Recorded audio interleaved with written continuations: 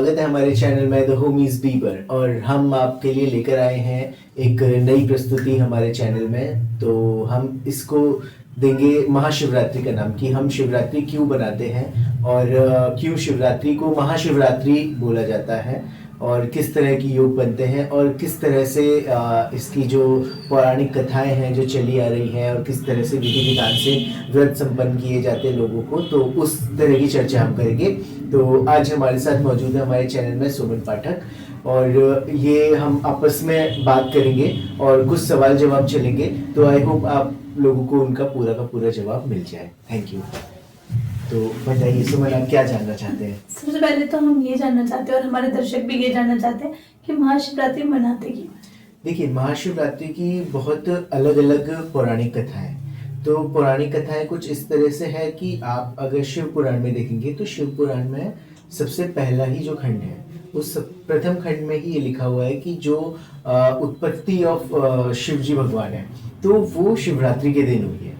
ठीक है, शिवरात्रि के दिन, जैसे जब आपने कई विष्णु पुराण में भी ये चीज पढ़ी होगी कि ब्रह्मा जी और विष्णु जी के बीच में जब एक द्वंद्व छिड़ा था कि कौन सर्वश्रेष्ठ है, तो उस टाइम पे एक मतलब एक अनंत जिसका ना आदि है ना अंत है, उस तरह की एक मतलब एक लिंग का वो हुआ था, प्रादुर्भाव हुआ था। तो प्रादुर्भाव इन द सेंस कि वो प्रकट हुई थी। तो उस डे को ही हम शिवरात्रि बोलते हैं। और कई पौराणिक कथाओं के अनुसार, जैसे ईशान पुराण है, तो ईशान पुराण के अनुसार हमको ये मिलता है कि उसी दिन शिवजी भगवान और पार्वती माता की शादी भी हुई थी।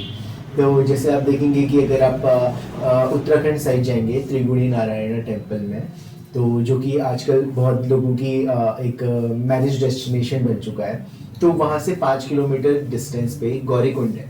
वहाँ पे माता पार्वती ने शिवजी भगवान को पाने के लिए कठिन तपस्या करी थी। तो वहाँ पे प्रसन्न होने के बाद 5 किलोमीटर के डिस्टेंस पे त्रिगुणी नारायण मंदिर है।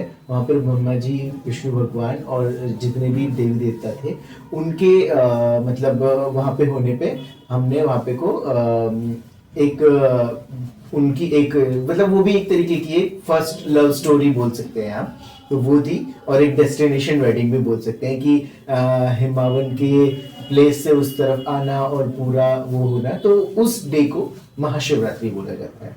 और महाशिवरात्रि को महारात्रि इसलिए बोला जाता है क्योंकि उस मोमेंट पे आपका जो जितनी भी आपकी तामसिक क्रियाएं होती हैं या जितनी भी आपके जो तमस भाव हैं वो नष्ट होते हैं, और आपका जो स्वादिष्ठान चक्र होता है जिसे हम लोटस चक्र भी बोलते हैं हिंदी में, जो हमारे सातों होता है मस्तक में, तो उस मोमेंट पे भी आपको वहाँ पे मतलब एक अमृत वर्षा देखने मिलती है।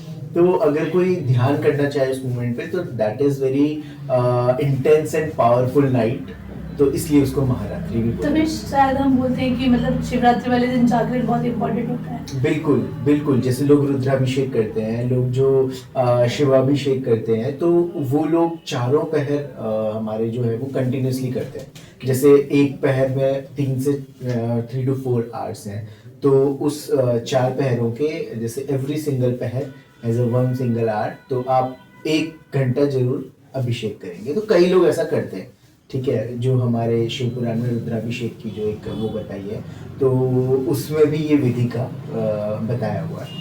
तो बेसिकली हम अपने आप को उस रात को हम पूजा करके जागरण करके अपने अंदर की जो हमारी इम्प्योरिटीज है उसको निकाल सकते हैं। अपने जो इम्प्योर हमारे जो विचार है उसको हम शुद्ध कर सकते हैं। बिल्कुल शुद्ध कर सकते हैं। जरूरी नहीं है कि आप मतलब आपसे वो चीज नहीं हो रही, क्योंकि एवरी टाइम आप उस टाइम को कैलकुलेट नहीं कर सकते कि कितने से कितने टाइम पे एक पहर चलेगा। तो आपका ये है कि आप जितना ध्यान करो, जितनी भगवान की आराधना करो। और कई बार लोगों को मंत्र नहीं आते हैं आजकल, जैसे बहुत प्योर फॉर्म में मंत्र मिलना बहुत मुश्किल है और गुरु दीक्षाएं भी नहीं होती है, तो लोग नाम जप कर सकते हैं। ओम नमः शिवाय कर सकते हैं, या ओम उमापतये नमः भी कर सकते हैं, या उमा महेश्वराय नमः भी कर सकते हैं। ये 2-3 तरह के मंत्र हैं जो आप जप सकते हैं। आप चाहते हैं कि शिवजी भगवान और पार्वती माता की जो है वो कंबाइन एनर्जी आपको मिले, तो आपको सुबह उठ के जल्दी स्नान करके हर पहर के हर सिंगल, जैसे 4 पहर है तो हर एक पहर में एक बार 108 बार नाम जरूर लें। तो जब आप रात्रि के टाइम पे ये चारों चीजें करते हैं तो आप खुद देखोगे कि आपके आसपास एक ऐसा एक जो एक बढ़िया एक ऑरा पैदा हो गया है जिससे आपको इंटरनल हील मिल रही है। तो that is the power of जप। ओके। और भी जैसे कहा जाता है कि जैसे किसी ने पूरे साल व्रत नहीं किया, कुछ नहीं किया, शिव जी के जल नहीं पे चढ़ा पाए, तो महाशिवरात्रि वाले दिन जल चढ़ाने का क्या महत्व है? बिल्कुल, देखिए वैसे तो खैर हर दिन जल चढ़ाने का महत्व है, पर कभी कभी ऐसा होता है कि जैसे कुछ लोग हमारे ही जो भाई बहन हैं या कुछ जो हमारे ही सगे संबंधी है जो देश विदेशों में रहता है, वहाँ पे इतनी नहीं है, अलग अलग चीज़ें हैं। कई बार हम भी मतलब अलग अलग चीज़ों की वजह से स्टक हो जाते हैं, हम डेली नहीं जा पा रहे हैं। वैसे तो सब बहाना है, बट स्टिल फिर भी अगर लोगों के पास टाइम नहीं है तो महाशिवरात्रि का टाइम ऐसा होता है कि उस टाइम पे को जैसे हम बोलते हैं ना कि सावन के टाइम पे शिव जी जो है वो पृथ्वी पे आते हैं, लोगों को पूरा देखते हैं, सावन वो एंजॉय करते हैं। तो ऐसे शिवरात्रि के टाइम भी कुछ शक्तियां हैं जो पृथ्वी पर आती हैं। तो एवरी सिंगल ईयर आप मतलब कंप्लीट ईयर के सिंगल डे में आप नोटिस नहीं हो सकते, पर एक दिन आप ऐसा जरूर अपने आप को पाएंगे कि आप नोटिस हो जाएंगे। तो उस दिन हर तरीके की जो पॉजिटिव पावर होती है वो पीक पे होती है। अगर उस मोमेंट पे आप सब चीजें बिल्कुल एक हम बोलते हैं ना दिलो जान से करना, बहुत शिद्दत से, श्रद्धा भक्ति भाव से करना, तो वो जरूर फ्रूटफुल है। तो ये उस चीज का महत्व है।